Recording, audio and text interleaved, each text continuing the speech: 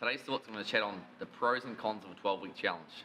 Now, I've seen, after training hundreds of clients, probably more like thousands of clients, I've seen the highs and lows of 12-week challenges, and so it can sometimes ruin your health, or it can make you really fit and set you up to succeed in the future. But that's not for everyone. So you might be one of those persons that have maybe started a 12-week challenge, haven't succeeded, and have found it hard to pick yourself back up. Okay, keep watching. This is going to be perfect for you. I'm going to show you a different approach that will help you succeed. Okay, so let's go look at what happens in a 12-week challenge for most people. Okay, and for those who get really good results. So initially, when you start a 12-week challenge, motivation's high. You're feeling really good. You're excited. You're pumped, and you're willing to change, and you're really willing to do anything that it takes to get the results that you want. Okay, so we start to hit up. Motivation is pumped up. You're feeling good. You're training hard. You're eating really well. You're making sacrifices to get the results that you want. Okay, so you get really good results. This might be 2 or 3 weeks down the track.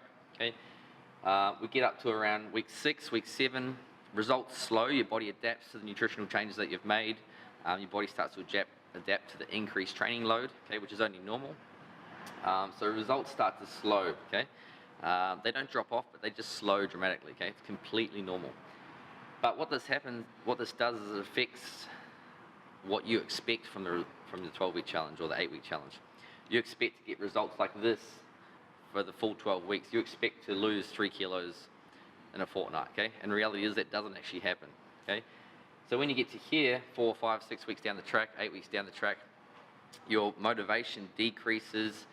You start to slip a bit with your nutrition because it is quite aggressive, and then it starts to come down, okay? So this is around 80 to 90% of people, okay, which I've experienced in 12-week challenges that we do, okay? 10% of people, the highly motivated, the highly structured, can continue to get really good results on a challenge, okay? But that's only 10%. What about the other 90% of us, okay? So what happens, we get to the end of the 12-week challenge, motivation's low, results are slow, okay? And everything sort of drops off, okay? So that 10% of people that are highly motivated, they continue to get steady results and maintain it, okay?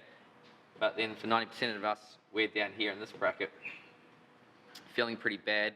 We probably put some weight on, and we're heading down a path where we're trying to jump back and do the nutrition that we've done over here at the very start, because it works, right? So you jump back to that, you give it a crack, it works for a little bit, and then you just can't quite pull that motivation back on track, all those nutritional habits back on track, okay? So let's look at a different approach that may be able to help you today.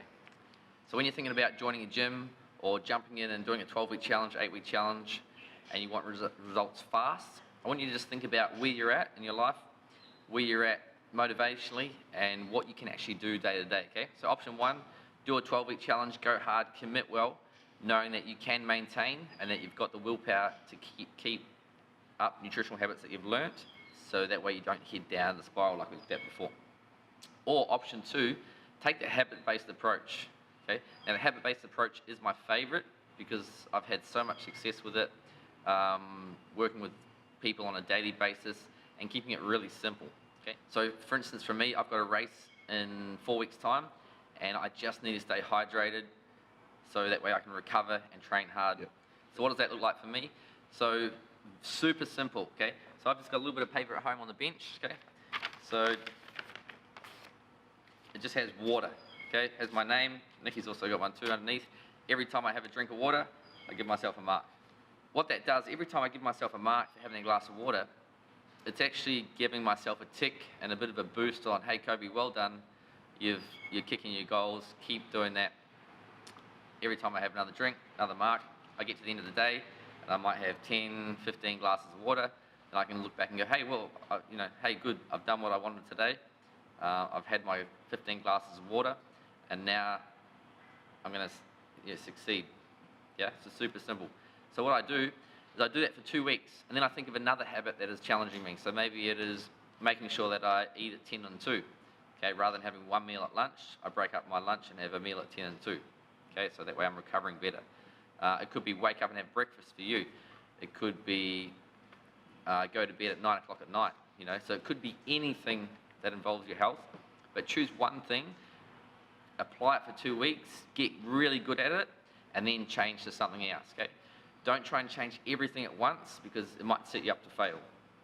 Choose one thing, do it properly, succeed, and then jump on to the next, okay? If you're sitting there and you don't know what to do and you're thinking, what's my habit? Okay, come and speak to me or any of our coaches, Carol, or myself, and we can help and guide you through each habit process, okay?